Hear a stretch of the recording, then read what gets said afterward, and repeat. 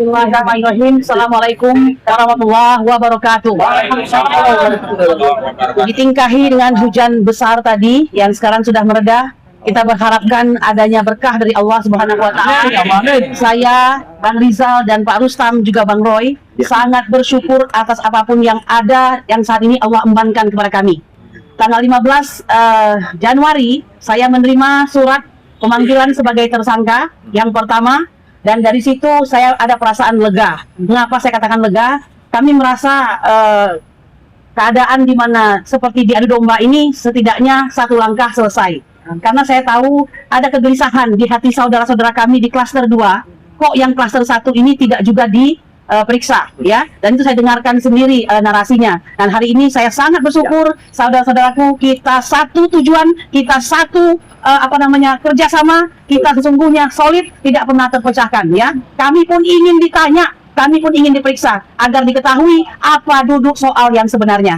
Karena kita tahu dari awal di mana kami maunya melaporkan tapi hanya dihargai sebagai dumas, semua ketidakadilan itu terus berlangsung selama hampir 8 bulan ini, ya. Nah, oleh karena itu ini menjawab segalanya. Mungkin ini bagian daripada puncaknya, saya tidak pernah tahu, akan tapi yang pasti kami ini akan diproses dengan menggunakan KUHP 2023 dan KUHP 2025. Ini tergantung kepada petugas sendiri apakah mereka sudah siap melaksanakan dengan aplikasinya yang tersebut, ya. Nah, oleh karena itu kami inginkan sebagai aparat yang sudah terlatih jangan lagi kagok dan bingung dengan hal tersebut. Karena jika bingung, kamilah korbannya. Nah, kami mengatakan tadi bahwa ada 2 klaster, meskipun saya juga bingung, kok kayak perumahan, apakah ada klaster itu dikenal. Banyak sekali hal-hal yang janggal dalam hal ini. Nah, oleh karena itu kami datang kemari, kami ingin menjawab semua itu. Hari ini dengan besar hati, kami akan menjawab semua tantangan ini, memberikan jawaban seterang-terangnya kepada masyarakat Indonesia, agar kelak 2029 kita mendapatkan pemimpin yang tidak abu-abu akan belakang pendidikannya. Jelas akan belakang pendidikannya, ya. Nah, saya kira tidak ada lagi alasan, walaupun ada azas indubio pro legi polri, di mana seorang pendidik yang ragu-ragu tetap melanjutkan, harusnya mereka istiqomah kepada tegak lurus kepada penegakan hukum atau gakum, ya. Demikian saya lanjutkan kepada langsung Pak Rizal. Ya, geser ke posisi aja. Silakan. Geser. Yang kita ingin sekarang lakukan sebenarnya adalah membuktikan terjadinya 2 kecacatan, ya. Cacat prosedural dan cacat substansial atau material, yaitu bahwa dari segi prosedural nanti kita akan kritisi bahwa ini tidak benar, tadi sudah disinggung bahwa ini adalah pemaksaan, ini bukan penanganan kasus perkara kriminal, bukan, tapi kriminalisasi. Ini bukan murni hukum, tapi ini adalah kemauan politik dengan memperalat hukum, dan itu kan kita buktikan tentang aspek proseduralnya yang dibuat sedemikian rupa sebagai rekayasanya. Yang kedua, tentu saja tidak kita uraikan lebih dalam itu, ialah masalah substansialnya, tuduhan ataupun sangkaan tentang pelanggaran pasal 310, 311, 160 KUHP lama yang dikaitkan dengan pasal 33, pasal 34 dan 246, bahkan 243 juga dikaitkan ke sana di KUHP baru yang menggambarkan bahwa 3 ataupun pasal-pasal itu kita akan buktikan tidak memenuhi bagi sangkaan kepada kita semua. Misalnya soal pencemaran 310, 311, atau 433, 434. Itu hal yang bagaimana terjadi pencemaran dikaitkan dengan fitnah. Jika belum ada pembuktian tentang ijazahnya itu asli atau palsu, sampai detik ini tidak ada satupun instansi yang punya kredibilitas bisa membuktikan tentang status ijazahnya asli atau palsu. Maka tidak ada itu pasal yang disebut pencemaran maupun fitnah. Kemudian yang berkaitan dengan masalah penghasutan itu semua sudah tahu bahwa itu deliknya material. Material itu harus ada bukti nyata prakteknya dari apa yang disebut dihasutkan itu. Dan itu sama sekali kita bisa menyatakan tidak ada bukti itu. Itu tidak akan ada, berarti tidak mungkin terbukti pasal itu. Termasuk juga dikaitkan tadi 243 yang baru, misalnya soal ujaran kebencian berbasis sara. Sara apa? Dalam konteks yang apa kita kemukakan. Tidak ada hubungan dengan suku, tidak ada hubungan dengan agama, tidak ada hubungan dengan ras, apalagi antar golongan. Itu nggak ada itu. Maka sebetulnya ini tidak memenuhi rumusan delik. Dan ini menggambarkan bahwa sebetulnya diada-adakan saja sampai ke proses tersangka ini. Jadi betul tadi, kalau dibawa, dilimpahkan ke kejaksaan, kejaksaan harus menolaknya. Nggak mungkin diproses lebih lanjut. Dan kalaupun dilanjutkan, berarti kriminalisasi berlanjut. Berarti proses politik jalan, hukum hanya alat. Inilah yang kita kembalikan ke rakyat. Hei rakyat Indonesia, negara ini adalah negara kekuasaan, bukan negara hukum. Maksud bukan restat. Dan inilah kondisinya. Maka nggak bisa dibiarkan. Kami semua, baik yang di sini kualifikasinya tersangka maupun para kuasa hukum, itu sedang berjuang untuk menegakkan negara kita sebagai negara hukum. Kembalikan, ini negara hukum, bukan negara kekuasaan. Jadi itu saja yang bisa saya sampaikan. Dan dalam proses pemeriksaan ini baru panggilan ke-1. Baru panggilan ke-1 tadi kita sudah datang. Itu tidak takut. Proses ini tidak takut. Itu padahal baru ke-1, baru ke-2, baru ke-3. Tapi ke-1 pun kita sudah datang. Kita akan penuhi proses-proses hukum ini dan kita tidak akan melakukan apa yang disebut dengan perdamaian, restoratif justice. Maaf-maafan tidak akan kita lakukan walaupun sudah lebaran.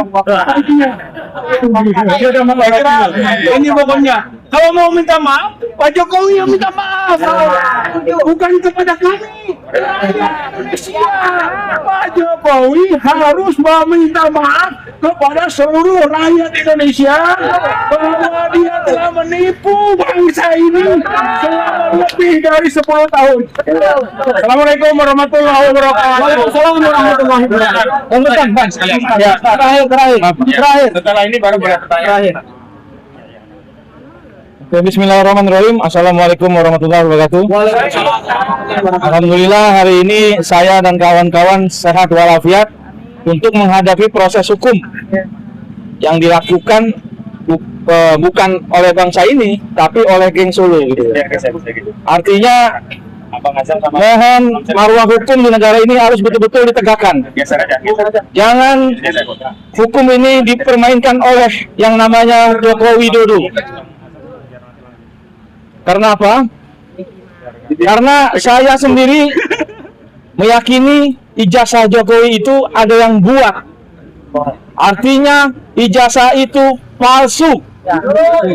Keberadaan saya, kami di sini, ini menunjukkan bahwasanya Jokowi masih punya kekuasaan di atas Polri.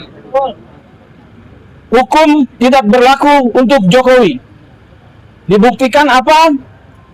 Kemarin terjadinya restorasi justice, Egy Sujana dan Damai Hairul Lubis dilakukan di Solo dengan dihadiri petinggi-petinggi Polri. Oleh karena itu, Jokowi selalu bertanya, ada orang besar di belakang TPUA. Saya kasih tahu Pak Jokowi, orang besar itu memang ada. Allah Subhanahu wa Ta'ala, dan satu lagi orang besar itu ada di TPUA. Namanya Egy Sujana. Jadi silakan Pak Jokowi bertanya oleh Egy Sujana. Karena proses ini Egy Sujana yang melakukan bertahun-tahun. Bukan orang lain, bukan partai-partai lain, bukan Pak SBY atau bukan PDIP. Egy Sujana. Ini saya ngomong jujur, karena saya di situ.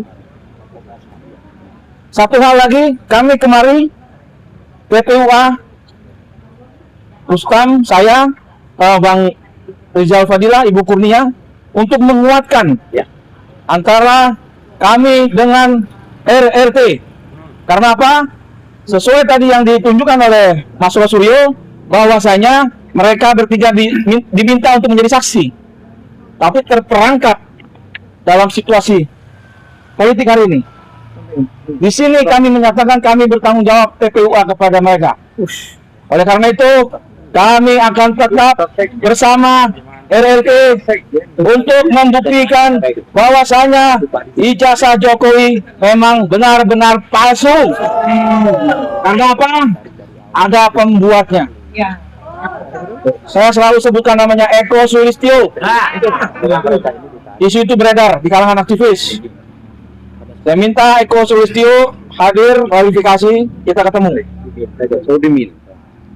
Dan juga saya berharap pada Pak Jokowi, kami bukan untuk memenjarakan Pak Jokowi, cuma kami hanya meminta supaya Pak Jokowi bicara jujur kepada rakyat. Permohonan maaf kepada rakyat, Jokowi tidak harus dipenjara gara-gara ijazah palsu, tapi Jokowi bisa dipenjara gara-gara kasus KKN lainnya. Yang hari ini banyak terjadi, menteri-menteri Jokowi ditangkap, menyatakan bahwa Jokowi mereka setor uang kepada Jokowi. Nah, pada Pak Prabowo yang saya hormati, yang kami dukung,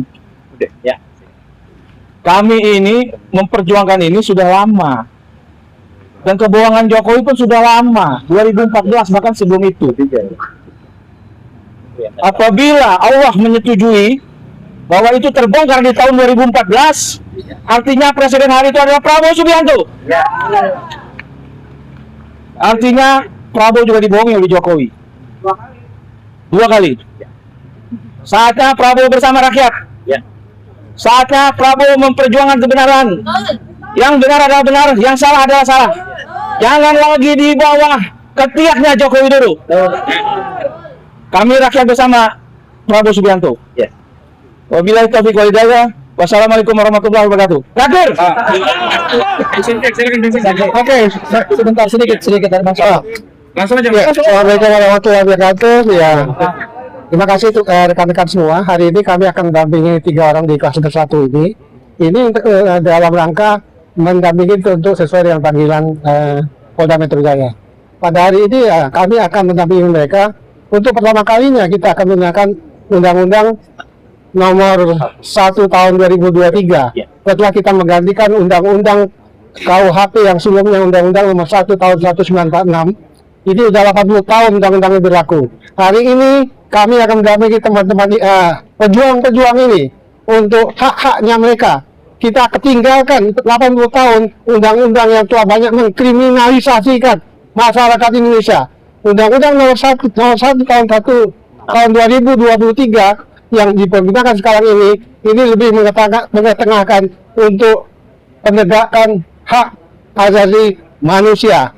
Dan kami juga nanti pada hari ini juga akan menggunakan KUHP, Undang-Undang Nomor 20 Tahun 2025. Di sini juga kami akan berperan aktif untuk mendampingi mereka ini agar hak-hak mereka untuk yang dulu dikriminalisasi, yang saat ini akan menggunakan Undang-Undang KUHP baru, mereka betul-betul haknya bisa dilindungi sebaik-baiknya. Bayangkan, udah 1 tahun tadi disampaikan kalau mereka perkaranya terjerat ya yang sampai terakhir pun pada tanggal 15 Desember 2025 klaster 2 juga sudah diperiksa.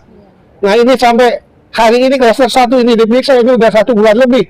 Kita menyaksikan udah 2 bulan ya. Kita menyaksikan memang belakangan ini banyak yang terjadi. Apakah ini semua bagian dari rekayasa untuk masih mengkriminalisasikan masyarakat? Tentunya pada hari ini kita akan dampingi mereka untuk hak-haknya mereka dalam hak-haknya mereka bisa dilindungi. Dari saya terima kasih. Assalamualaikum warahmatullahi wabarakatuh. Sekali lagi itu pertanyaan. Oke. Jadi ada 4 hal yang penting. Ini kesimpulannya dari semua. Yang pertama 10 Juni pada saat di Bareskrim Mabes Polri kita sudah ajukan 3 ahli, tapi sama sekali atas laporan Egy Sujana ya tanggal 9 Desember 2024 itu tidak pernah dipanggil dan tidak pernah diperiksa. Satu, nah ini sudah menyalahi karena ada surat resmi dari TPUA. Yang kedua, ijazah sampai detik ini yang asli tidak pernah ada dan tidak pernah ditunjukkan. Nah, sehingga proses ini saya katakan cacat secara hukum, tidak bisa dipaksakan, gitu ya. Dan yang ketiga, sesuai pernyataan bersama, disikapi bersama pada saat gelar perkara di Polda kemarin, bahwa akan menyempurnakan berkas dengan memeriksa ahli dan ada cat saksi yang meringankan. Faktanya tidak. Baru kemarin diajukan itu pun masih mundur lagi. Tapi berkas secepat itu dikirim ke kejaksaan atau kejaksaan tinggi. Ini juga cacat prosedural. Tidak boleh begitu, gitu loh ya. Dan yang terakhir, ini paling fatal yang tidak pernah disinggung tadi adalah Perma 1 tahun 56.